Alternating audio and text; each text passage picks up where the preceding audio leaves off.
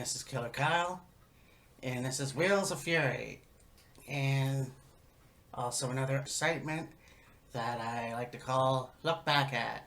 The first installment was the Royal Rumble, where we took a look at the Royal Rumble 2004. Yeah. And, of course, because this year WrestleMania was in Philadelphia, we have WrestleMania 2004, which was also in Philadelphia. So this means every Big Four pay-per-view, we will look back at a WrestleMania that was in the same building, the same city, as this coming Big Four pay-per-view, and it didn't come out right, but whatever. So today we're going to look at a show that is not as bad as WrestleMania 27, but better than WrestleMania 9, if that makes any sense. Of course, I'm talking about WrestleMania 30. Yeah, that WrestleMania 30 was definitely something to remember. You know, you have a lot of elements that you completely missed out on your tenure. This is your WrestleMania 30. Let's look at the points. Not having all the titles in the main show. Not having WrestleMania 30 at Madison Square Garden.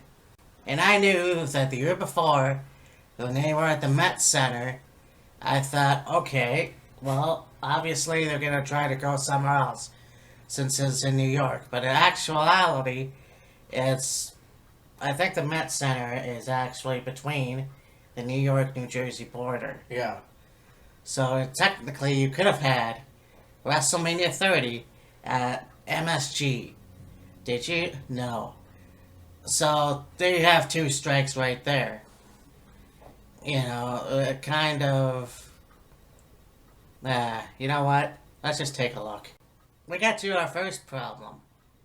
The pre-show for the WWE Tag Team Championship. You've got the USOs versus Los Matadores versus the Real Americans versus RYBACKSOL. I gotta get new lenses.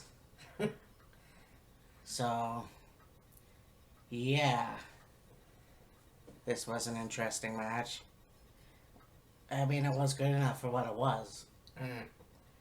But the Usos won. Yeah. Like, do you even remember the pre-show?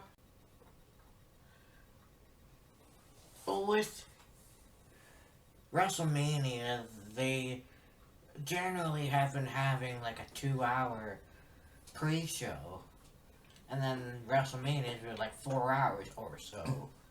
And so, to remember, well, you watch it, and everything flows into the next, but to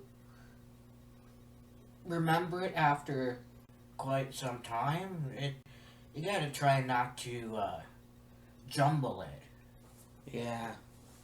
But I think the main problem that they have, especially with this year's WrestleMania, is putting a main title on a pre-show. I think that's bullshit. But that's just my opinion. I know that they say less is more, but in a WrestleMania case, you fucking need more. I don't care what anybody says. Well, when you're trying to cover like 6 hours or so in one night, it can be a lot to take in.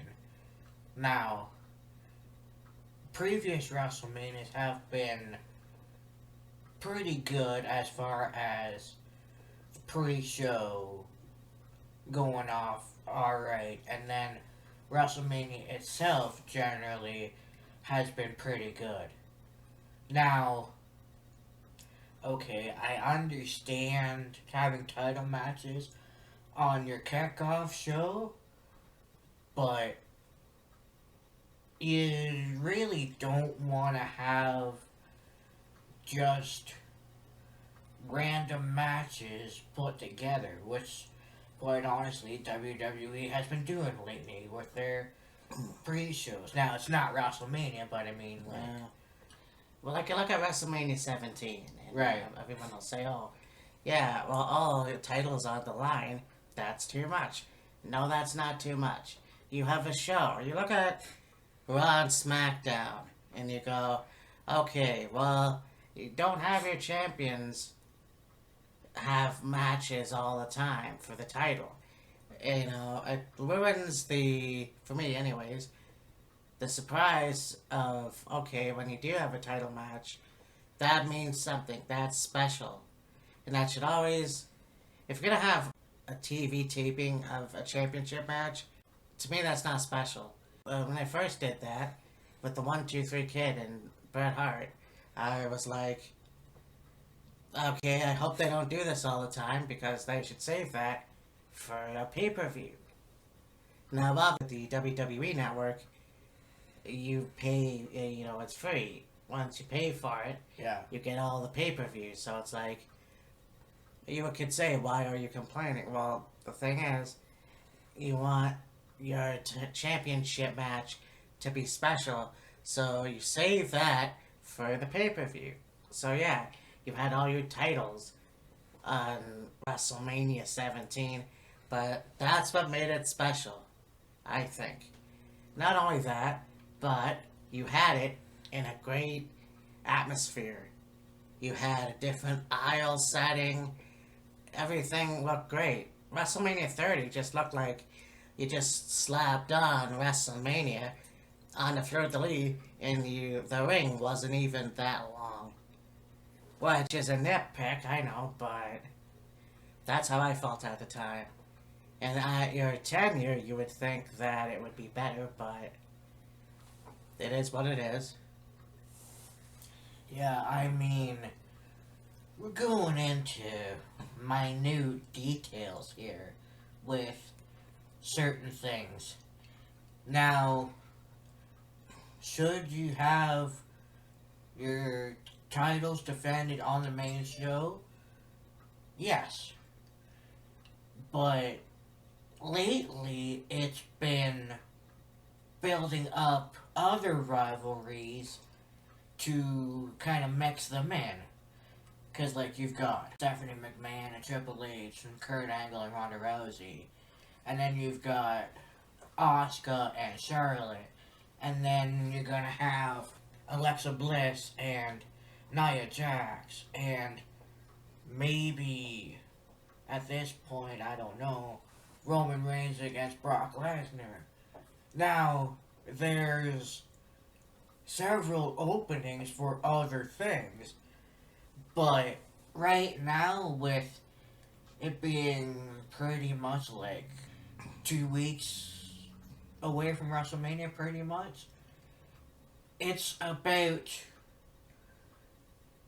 rounding everything out and making sure everybody is anticipating these matches. Now, I would say you could have had at least one championship match at the kickoff, but there was quite a few, I believe. Yeah. Well, anyways, that's because if you mean last year, then Yeah. a Intercontinental title, which is a fucking shame, in the cruiserweights. Yeah. So, anyways, before we get to the first match on the main show, we have a well-deserved return from Hulk Hogan. And, when I first saw Hulk Hogan come out on Raw for WrestleMania, he was introducing, himself as the host, I guess. It was like, wow, he seemed rejuvenated. Like, he seemed like, when he was in TNA, he was a shell of himself.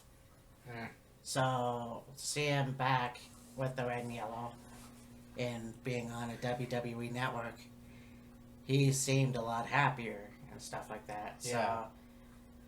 So, anyways, he comes down the aisle. He talks about WrestleMania, and then he says it's great to be back at the Silver Dome, and Yeah. he says that a few times, and then he stops and he thinks about it. Well, it's the Superdome. I'm swept up. I'm excited. Yeah. And that was all fine and good, but then Stone Cold Steve Austin comes out, and first time in the ring with Stone Cold and the Hulk Hogan. So imagine what that could have been like Yeah. if they faced off. But, you know, then that was made a joke. And then a Rock comes out, and then he makes a joke about it, and it's like, once is enough, really. I mean, it's not that funny, but anyways, it was nice to see them in the ring together. Mm.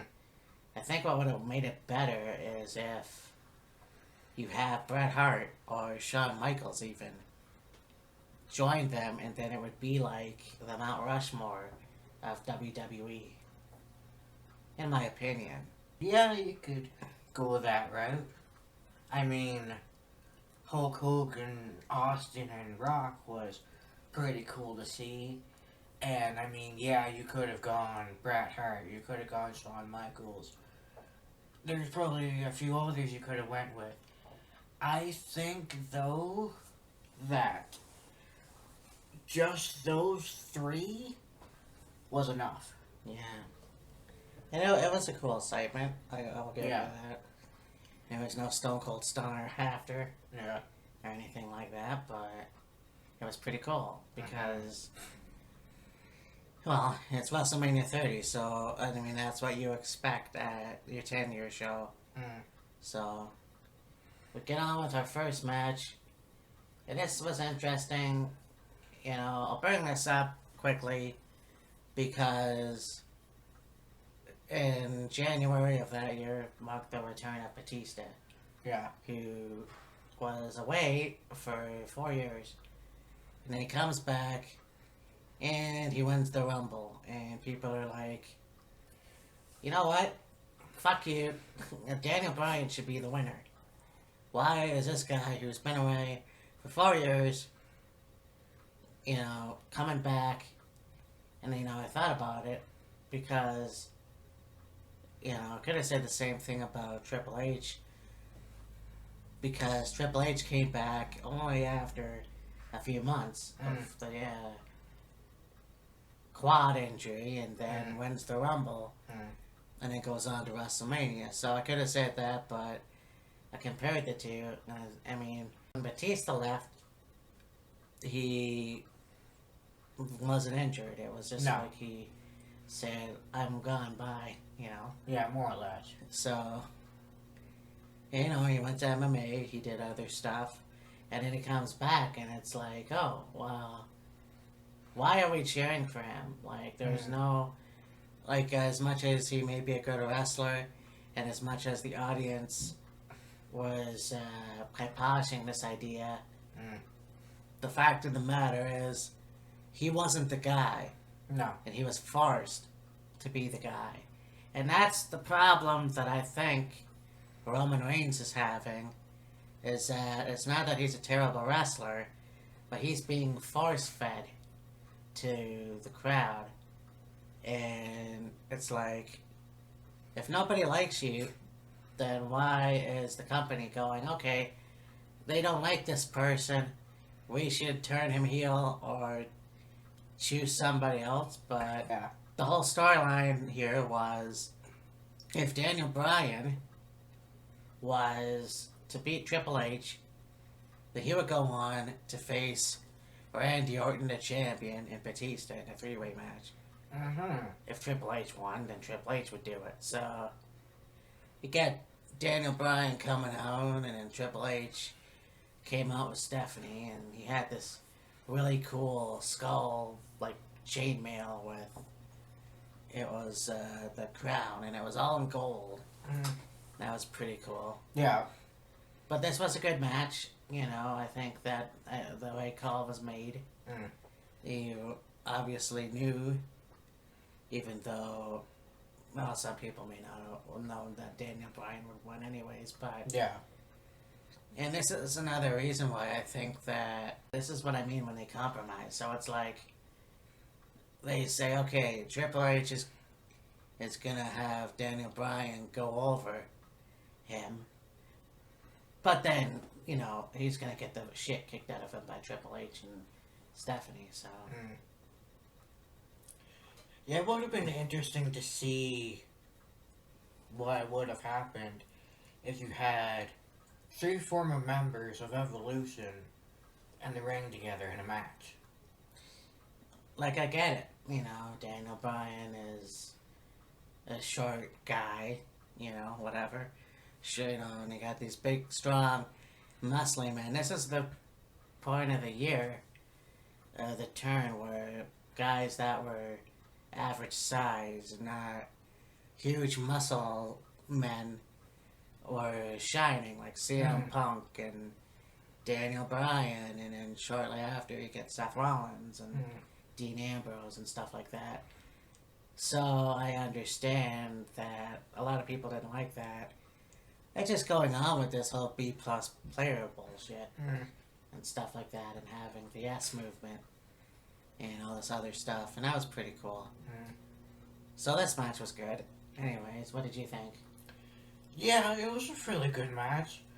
The idea that the boss is, well, one of the bosses, I guess you could say, is trying to put one of their workers in their place, but that said worker is like, no, I'm not going to conform to your thoughts and your feelings and your beliefs and your attitude, and trying to hold me down and cast me aside like I'm nothing, and fought really hard for what he believed in. And it's like, I think that's the way a lot of wrestlers should be. Now, they should handle it in a judicial manner, but it really made the rivalry and the match itself work. Having the yes movement and Triple H and Stephanie calling Daniel, B plus player, and you'll never be a plus player, and Daniel really tried hard to get a match with Triple H at WrestleMania, and he basically did whatever it took to get there. So, for a storyline, it worked, but professionally speaking, they handle it in a different manner behind the scenes. Yeah, that was weird. And now that Daniel Bryan is back, he's been cleared. I gotta say that, and I know I've talked to you about this, I'm very concerned at this point, because I know Daniel Bryan's a really good wrestler, and that's great. The fact of the matter is, and I actually read this too today, there was no form of brain injury, like permanent damage. Right. That's what I meant, permanent damage. So, technically, okay, I don't know how you would explain the seizure or anything like that. Yeah. But the way that Daniel Bryan works is similar to Chris Benoit. Yeah. You have this guy who's probably 5 foot, whatever, I don't know. He used to do the flying headbutt. He does the lapel lock, which is a lot like the cripple across face. And I'm just afraid that he's going to be a lot like Chris Benoit, where he's going to get brain damage to where it's going to change his psyche, and then he's going to snap one day, and he's going to, he's going to be the next person that will be shunned from the WWE forever. I don't know, is that the case? I don't think so. I don't see it that way. Yes, Daniel Bryan had issues with his brain. It was nothing really severe, but it was enough to kind of keep him away from the ring for like 2 years or so. And then when he finally went to all these specialists that are good at like observing the human brain and can tell the damage that was done to the brain and the severity of the damage done to the brain, and he went to 3 or 4 different specialists, whatever it was. They gave him the okay. He went to WWE's medical staff and was like, is there any way you could take a second look at my MRIs or whatever it was? And they did, and they gave him the go ahead. Now, what that will lead into in the future is yet to be seen, but for now, we just kind of gotta coast with it, so to speak. Yeah, I can't wait to see what they do with him. I mean, there's a lot of possible matches that they could do with him. Mm. You know, For sure. The dream match, of course. Well, I can't say dream match, but they gotta do something with him and The Miz. But that's been long overdue. Yeah. But forget to. This is the Shield versus Kane and the New Age Outlaws. The returning New Age Outlaws. And I'm not sure. Yeah, no, never mind. Yeah.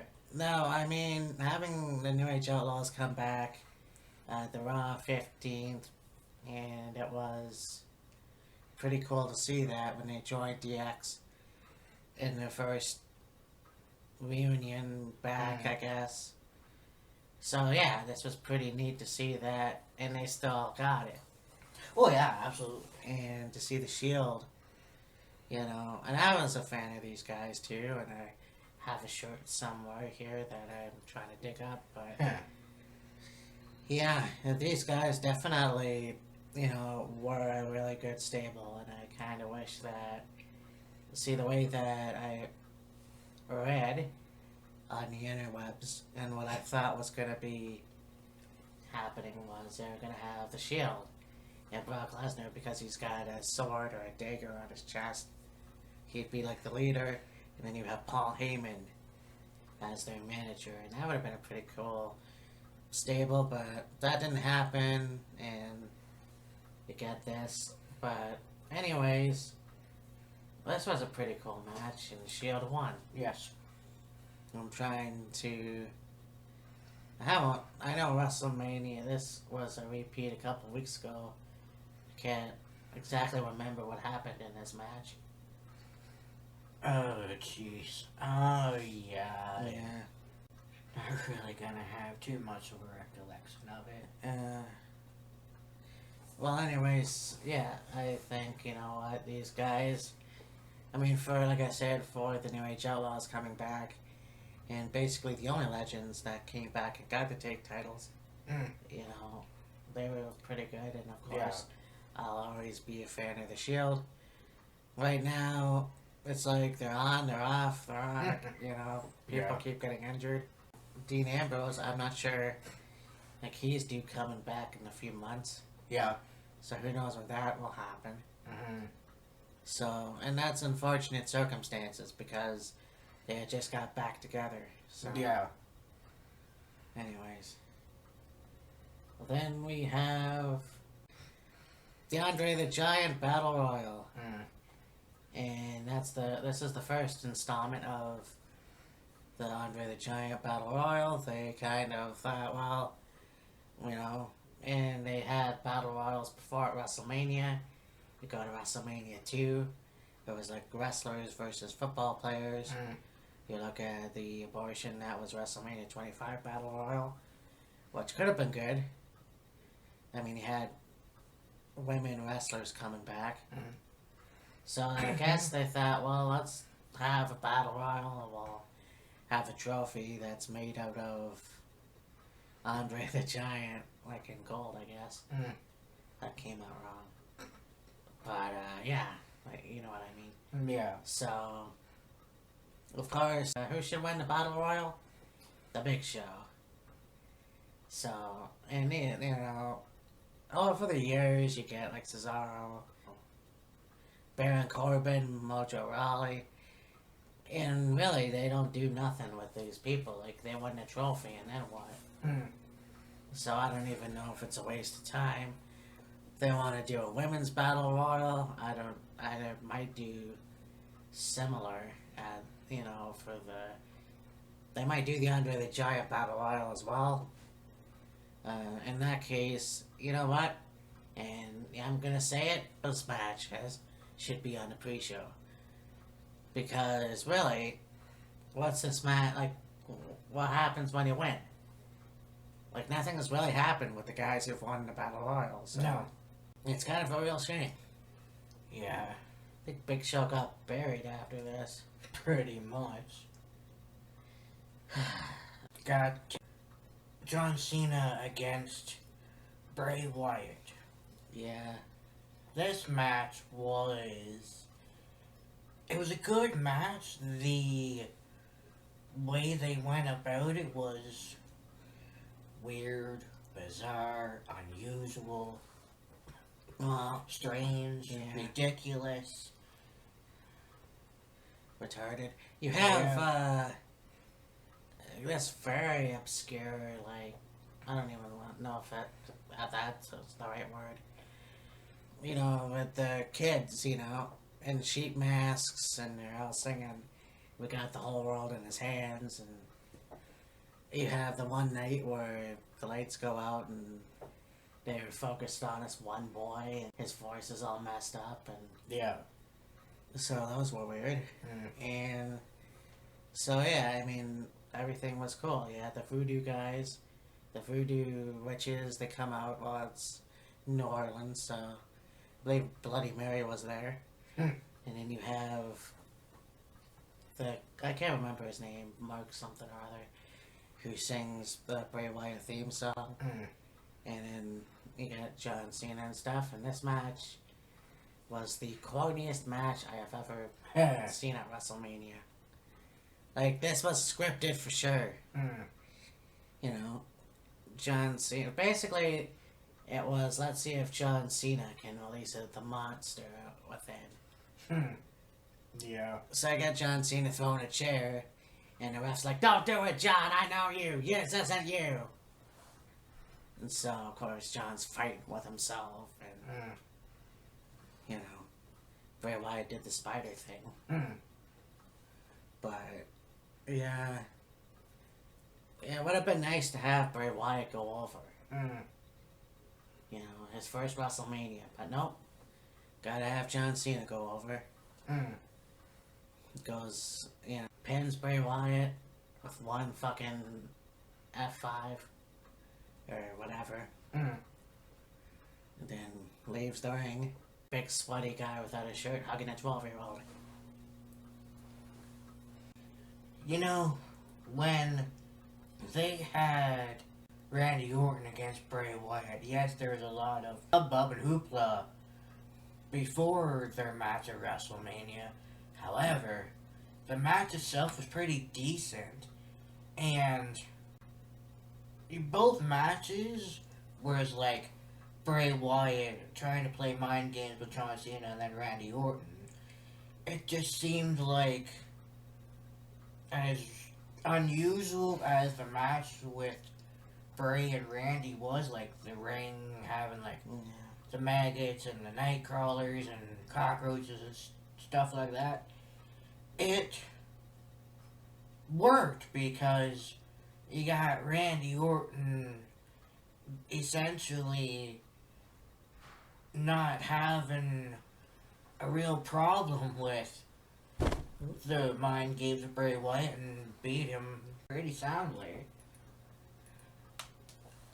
Well, and the thing too is that, yeah, it was, I mean, it was corny to have the maggots and the snakes and the whatever, you know, just pictures of them in the ring. I thought it was clever. Like, how are you gonna get real maggots, you know? Yeah. But this match to me was like, you know, it's almost like they were mocking the audience, because it's like, okay, you want John Cena to act like a monster and be tough and be an ass kicker? Well, we're gonna tease that, and we're gonna have the whole thing be about John fighting his demons, whatever you want to call it. But yeah, it was an okay match, but they could have done without the theatrics. They could have actually, I mean, it was no disqualification anyway. Well, actually, it was disqualification. Foul! Yeah. Okay, I can understand that, but still, you could have John Cena do something, whatever, out of his element. Who knows? I mean, he was wrestling the Eater of Worlds, so it is what it is. I mean, Bray Wyatt is, you know, I'm trying to say that he's still one of my favorites, but he is not lucky at WrestleMania, that's for sure. Yeah, and it seems like ever since the Wyatt family split up and Harper and Rowan became the Bludgeon Brothers, Bray Wyatt's career has floundered. Yeah. He's had some good matches, but other than that, it's been like, nah, nothing to write home about, so to speak. Yeah, you know what? And it's like, this was his first WrestleMania, like I just mentioned, and you fucked it all up. Why? Because you had to have John Cena win. Why? Because you wanted a happy ending, and you wanted John Cena to wrestle without being a badass or some shit. So, yeah, it's disappointing, but it wasn't a bad match. You know, it was just a little disappointing. But, well, we got the shock of the night. We got Brock Lesnar versus The Undertaker. So, what could I... Okay, so Undertaker obviously shaved his head. It was WrestleMania 29? I believe so, yeah. So, yeah, he shaved his head. He had the mohawk. Well, you know, probably not the best look. Yeah, not really. And you knew that he was getting older. He was getting up in age and all that other shit. So, okay, fine. You have a guy that is a wrestler. I don't care what anybody says. Yeah, he wrestled in UFC and, you know, a failed attempt at football. But NCAA champion, IWGP champion, undisputed WWE champion, UFC champion. So he does have a good resume. Yeah. And, you know, people are like, oh, about time we beat The Undertaker. Hi. The guy has a worthy resume. What do you want? You want a fucking Honky Tonk Man to come out and be Undertaker? And I mean, they were just pissed off that Brock Lesnar ended the streak. You know? You have a guy that basically... Their match was really good. There was, you know, 1 F5, and Undertaker tried to retaliate. And then you get the other F5, which apparently gave Undertaker a concussion. And then that's what made him lose the momentum, which basically made him lose the match, which, yeah, you know what? I was shocked. When the third... Oh, yeah. Well, yeah, when the 3 count happened, I kind of froze for a bit. As did a lot of people in the audience. Everybody in the arena that night was like eyes as big as saucers, and the whole building was so quiet you could hear a pin drop, and everybody's like, did that really just happen? Did we just really see The Undertaker lose to Brock at Mania? I think Paul Heyman was shocked more than anything. No kidding. But there's a lot of speculation that it was actually Mark Calloway that's like, you know what? My character has to lose eventually. The streak can't last forever. And in a way, he's right. But, Yeah. you know, how many more matches do you think he should have had before he says, alright, I'm gonna ride off into the sunset? So obviously, it's like, okay, whatever. Yeah. After the match, you know, he lies there for a bit. The audience stands, you know, out of respect. And then he walks out of the ring and into the back where he collapsed. And, you know, it's like, alright. I mean, a lot of people's childhoods basically died. Including this poor bastard. Because what do we have to look forward to now? Well, it's like, yeah, and then he comes back for WrestleMania 31. He beats Bray Wyatt. Okay, whatever. WrestleMania 32 comes back, beats Shane McMahon in Hell in a Cell. That was a good match, you know. But the fact of the matter is, the guy's banged up. The guy has a bad back. The guy's got bad knees. Who knows how many plates he has in his body? You know, and then last year, he basically looked pathetic. I mean, he did fight back, but he looked pathetic against Roman Reigns, and that's not good. Well, not only that, but Undertaker did not look.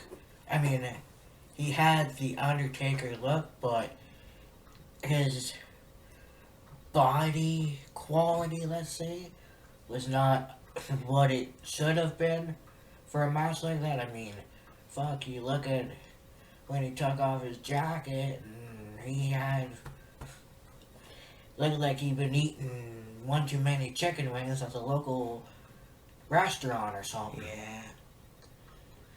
But, and you know, having this match and then having rematches after that, finally beating him at SummerSlam, which I don't even know if that was a clean win, but the fact of the matter is, he's gonna die in the ring if you get him to continue. So this year, he's gonna face John Cena. Potentially. Yeah, well, I don't know. I mean, Yeah. if he does come back, then he definitely needs to be in the American Badass gimmick, or the Big Evil gimmick, because the Dead Man persona's gone, the Phenom is gone. How do you want to continue? You know, it's like he only shows up for WrestleMania, Pretty much, yeah. so I don't know. And to John Cena's credit, okay, so a guy works out after he's retired. Everybody works out. Like I said, everybody works out. Everybody has to stay in shape. That doesn't mean they're, like, physically able to wrestle. The guy is going to end up like Edge. You know, Adam Copeland had to retire early in his life because of his injuries. And I'm surprised that Undertaker, if he answers the challenge, I'm surprised that he's still going with, because I know that you're only as old as you feel, but god damn it, the guy has to know when to say when. You know, with, like I said earlier, with WrestleMania just basically 2 weeks away now, and next week, John Cena's going to face Kane because of what happened this week. Yeah. Say John Cena wins. Does Undertaker have the match with Cena to redeem Kane, or do they have Kane go over on Cena and then work with that? There's several different scenarios here, so I mean, who really knows exactly what's gonna happen? Yeah. I mean, essentially, it was like Kane retaliating on John Cena for everything Cena said about The Undertaker. But to truly have a redemption, fucking have Taker come back and be like, okay, You want me? You got me. basically, yeah. And, anyways, yeah, I mean, that was the whole thing. And what really pissed me off was the disrespect of some people walking out of WrestleMania because their guy lost. I'm sorry, you paid money. This isn't football or any other sport where your team loses. You can just piss off. This is a show that these fucking people put on for you, and you disrespect them and you walk out. So you missed the rest of the show. Why did you even bother getting tickets? You know? Stay home and watch the fucking show if you think you're gonna be a puss and go, you know what, I'm gonna leave now because my guy lost. You're a pathetic human being. Plain and simple. You pay a ticket, you watch the show, you like the show. These people put it on the line for you. They're putting their body, their blood, their sweat, their tears just for you, and you have the gall to fucking say, you know what, this my guy lost, I'm out, bye. Yeah, It's a piece of shit. And a goddamn shame. that was, yeah. I mean, that's what I heard. I don't know how many people left. Right. But anyways. So then we get to the... It was the Vicky Guerrero Invitational for the Divas title. You've got AJ Lee, who was the longest Divas champion. And of course, I had a huge crush on AJ. We're looking at videos now where she's talking about mental health, and she still looks pretty good looking. Oh, yeah. And stuff like that, and married to CM Punk, but she came back. This is like right after CM Punk left, and then she became the longest Divas champion. And so Vicky Guerrero wanted this match. It was AJ Lee and the Bellas. Oksana, Alicia Fox, Brie Bella, Cameron, Emma, Eva Marie, Layla, Naomi, Natalia, Nikki Bella, Rosa Mendez, Summer, Ray, and Tamina. Yes, and AJ whipped all their asses just like that. Yes, you know, and it's, you know, a lot of people ask her if she's gonna return to the ring. I know that CM Punk wants to continue on with his MMA career, which Right. I guess, you know, it's... I feel bad for him because he did that show, and then he went into the octagon with, I can't remember who he was fighting, and... I think the kid's name was Mickey Gall. Yeah, and Mickey beat CM Punk with, and... Pretty soundly, too. Yeah, and so that was disappointing. Like, seriously. And it's a shame that it went down the way it did with the wrestling career that he had. Yeah. And the bad blood he has between Vince and Triple H especially. Yeah. And, you know, never say never, but at this point, I don't see him returning. Not likely. And I thought maybe he would have came back to Ring of Honor because of Colt Cabana. Yeah. But that's not likely either, so... Anyways, this was a really good match, too. Yeah. I really think that this is when the divas, or women wrestlers really got good. Like, they established more moves, they did more things other than hair pulling. Yeah. You know, AJ Lee with her Black Widow. This was pretty fucking awesome, and yeah, I can't say enough about it. I just wish that they would have given Tamina a push, but Yeah. that's life. And then we go to our main event. We have the guy that beat Triple H in the beginning of the show. Daniel Bryan versus Batista versus Randy Orton for a 3-way title match. And in the beginning, you got Daniel Bryan coming out and He's all wrapped up. He's all wrapped up, and who should blindside him? Poor sport Triple H. You know, I don't know. Sometimes I think it's kayfabe. Sometimes I think it's just, I don't know. But the fact of the matter is, Triple H is a good heel for what he does. Oh, yeah. Because I pretty much wanted to kick his fucking ass. I mean, he lost the match, and then you come out and you're still not finished. It's like, but you know, they put Bryan on the stretcher and does the classic Mick Foley or Terry Funk, and he's like, I'm fine, and basically continues the match.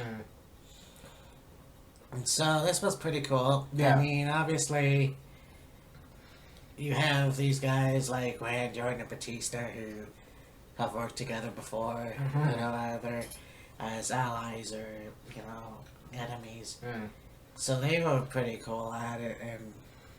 But Daniel Bryan, despite having a bad arm, really did a great job at being, you know, the guy who ended up getting the title.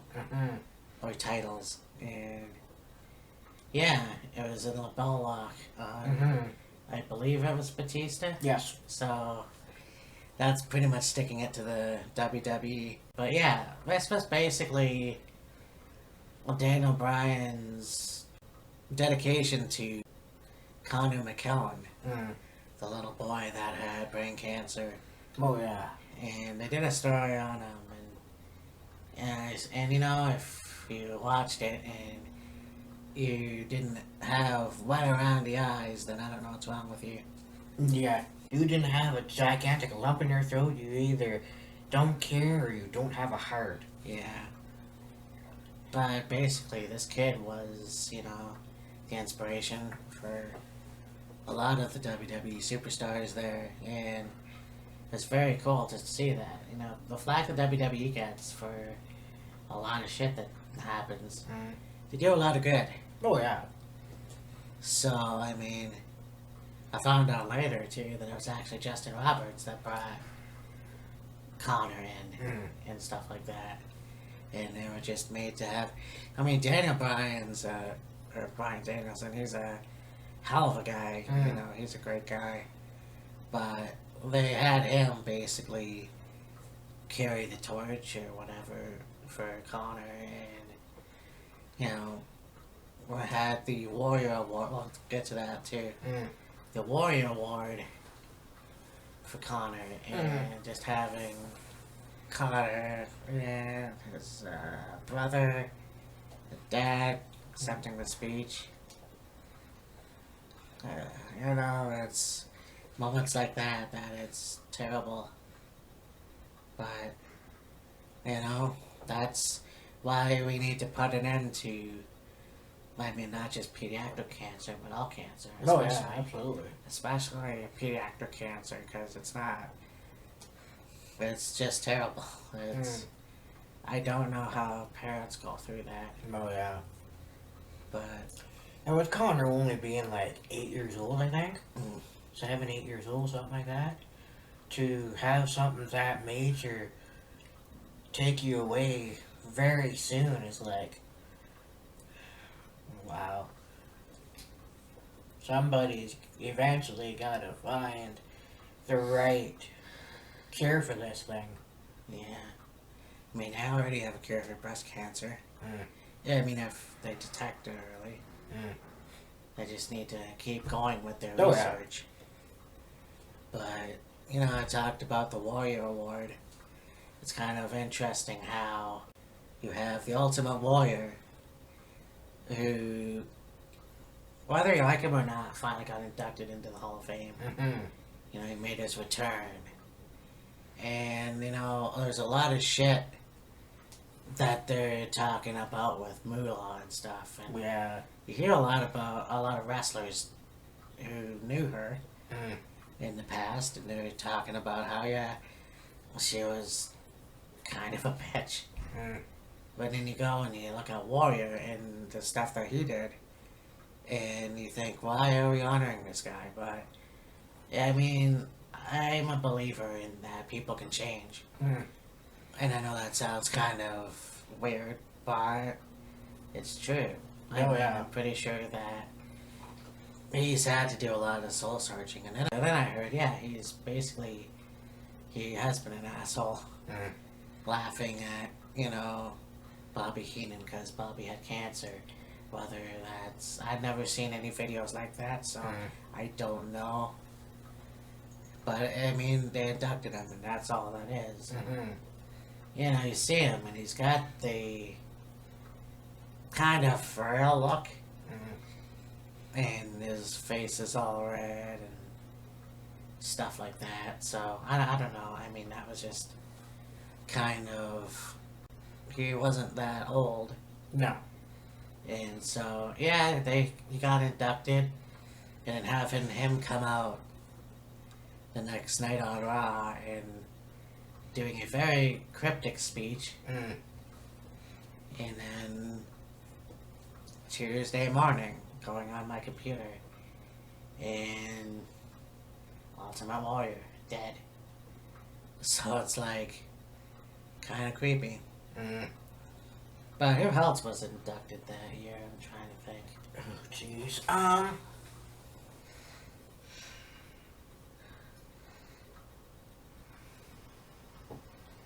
You had segments that, like there was the Paul Orndorff, Roddy Piper meeting Mr. T, who actually was another inductee, and Hulk Hogan, and they had this rivalry interview, and then of course they cry and hug each other, and we're sorry.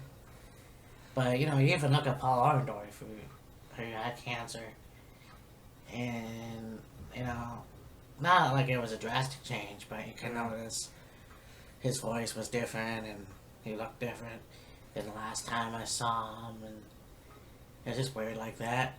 But I mean, this was, like I said, this wasn't a terrible WrestleMania. It was certainly better than WrestleMania 27, better than WrestleMania 9, but for your tenure, I would expect to be a lot better than what it was.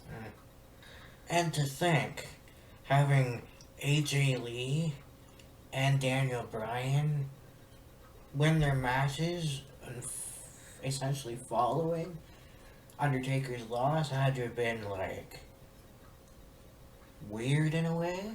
Yeah, I think a lot of people were drained. Yeah. Well, they were still in disbelief because of that. So, of course, those last two matches were pretty much, to no fault of their own, not really cheered that much. Yeah. I think this year should be a good WrestleMania. I think that, like I said, the main elements that they didn't bring on this night, you have one of your main titles on the pre-show. You had, what was the other one? I can't remember.